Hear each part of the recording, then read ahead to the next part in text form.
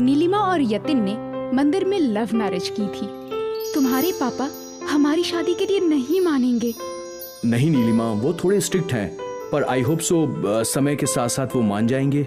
हाँ, जरूर मानेंगे। जब पोता पोती की खबर सुनेंगे तब जरूर मानेंगे। Hope so. शादी के बाद दोनों हस्बैंड वाइफ काम पर जाया करते थे। ऑफिस के बाद दोनों मिलकर घर का भी काम करते थे। कभी कभी यतिन खाना बनाता तो कभी कभी नीलिमा। इन दोनों की अच्छी कट रही थी, पर अक्सर नीलिमा को लगता था काश यतिन का परिवार भी हमारी शादी को स्वीकार कर लेता और हमें अपना लेता, काश। इसलिए वो अक्सर यतिन को पूछा करती थी, अब तक तुम्हारे पापा का फोन नहीं आया? नहीं आया, और शायद आएगा भी नहीं। ऐसा मत सोचो यतिन, एक दिन जरूर आएगा। यतिन नीलिमा से कुछ कहना चाहता था, पर वो कह नहीं पा रहा था। वो मन ही मन संकोच में था। खैर, समय अपनी रफ्तार से चलता रहा और 2 साल बीत गए। आज नीलिमा को पता चला कि वो प्रेग्नेंट है। Yatin, I am pregnant. Oh God, मैं बता नहीं सकती कि मैं कितना खुश हूँ। I really love you Nilima.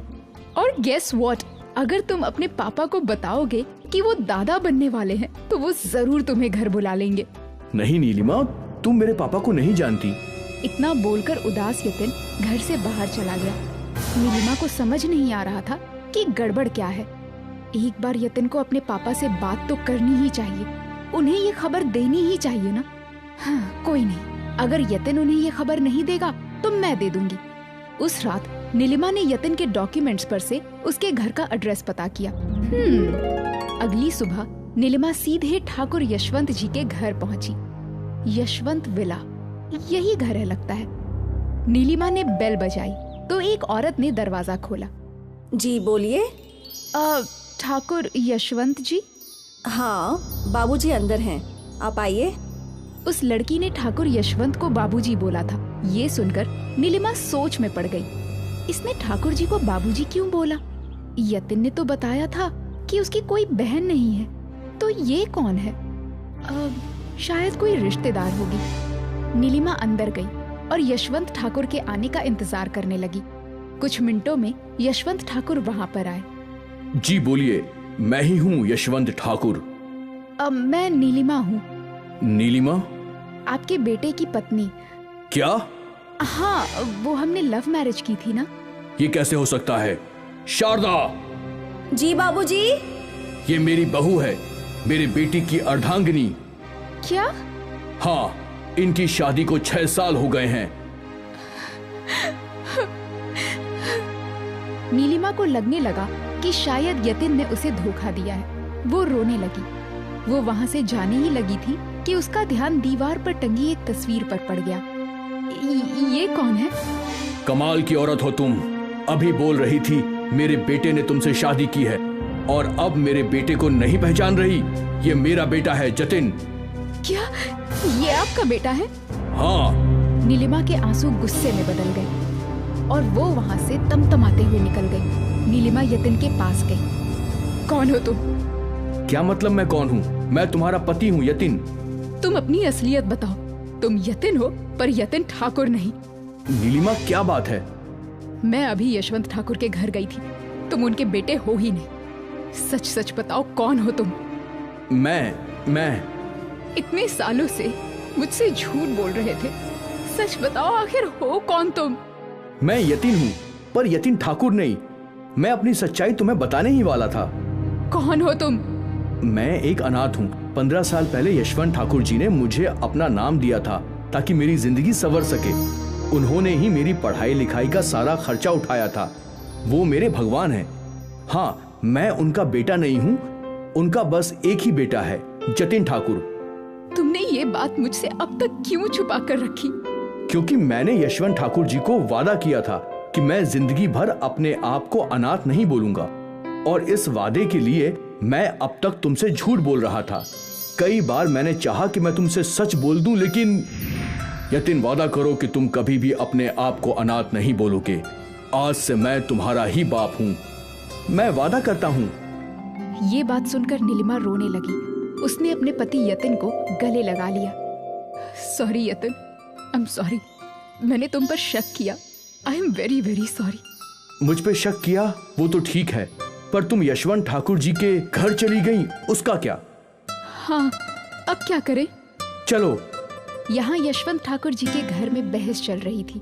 तुमने दूसरी शादी कैसे कर ली जतिन, वो भी बहू के रहते हुए? मैंने कोई दूसरी शादी नहीं की है, झूठ मत बोलो जतिन। तभी यतिन और नीलिमा वहाँ पहुँचे। वो सच बोल रहे हैं, वो मेरे पति नहीं है, मेरे पति तो ये हैं, यतिन। यतिन को देखकर ठाकुर यशवंत जी के चेहरे पर मुस्कान आ गई। यतिन? यतिन ने यशवंत ठाकुर के पैर छुए।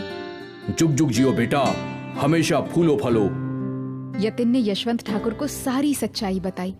उस दिन आपको दिए हुए वादे की वजह से मैंने इसे अपनी सच्चाई नहीं बताई। अच्छा किया। बहू, तू सोचना भी मत कि तेरा कोई परिवार नहीं है। मैं हूं तेरा ससुर, ये तेरा जेठ है और ये जेठानी, समझ गई? जी बाबूजी। बहू, ये सब तो ठीक है, तुम यहाँ किस वजह से आई थी ये बताओ। आपको ये बताने कि आप दादा बनने वाले हैं।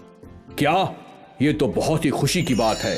शारदा, सबका मुंह मीठा करो। सभी खुश थे।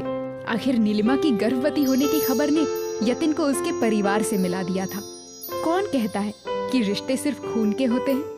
कुछ रिश्ते अच्छाई के भी होते हैं। चंदन और सविता की जब शादी हुई थी तब नंदन महज 10 साल का था। चंदन अपने छोटे भाई मदन को बहुत प्यार करता था। तुम मेरे भाई का अच्छे से ख्याल रखना, ये मेरी जान की तरह है। जी बिल्कुल। सविता नंदन का बिल्कुल अपने बेटे की तरह ख्याल रखा करती थी। उसके साथ खेलती थी, उसे बड़े प्यार से खाना खिलाती थी। अब सब कुछ ठीक है, नंदन को कभी माँ की कमी नहीं होगी। सविता नंदन को लेकर बाजार जाती थी, उसके साथ पार्क जाती थी। वो दोनों ज्यादातर समय एक साथ ही बिताया करते थे। कई सालों तक ये सिलसिला चलता रहा। अब मदन 15 साल का हो चुका था। भाभी, आप मेरे साथ बाजार चलो ना। अरे लेकिन हम कल ही तो बाजार गए थे। मुझे न्यू जीन्स और टी शर्ट लेनी है। अरे नंदू, तू इतना बड़ा हो गया है, तू अकेले बाजार जा सकता है। अब तुझे भाभी की जरूरत क्या है? आप बीच में मत बोलो भैया, मुझे भाभी का साथ चाहिए, मैं उनके साथ ही जाऊंगा। चंदन को मदन की ये बात खटकने लगी।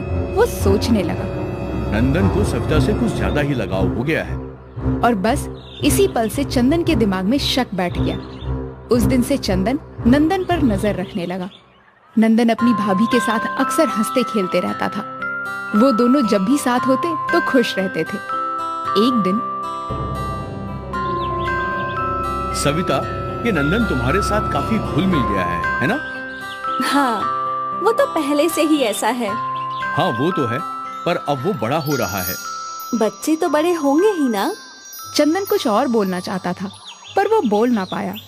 और सविता चंदन के दिमाग में चलने वाले ख्याल से अनजान थी। अगले दिन सविता और नंदन बाजार से सब्जी लेकर लौटे।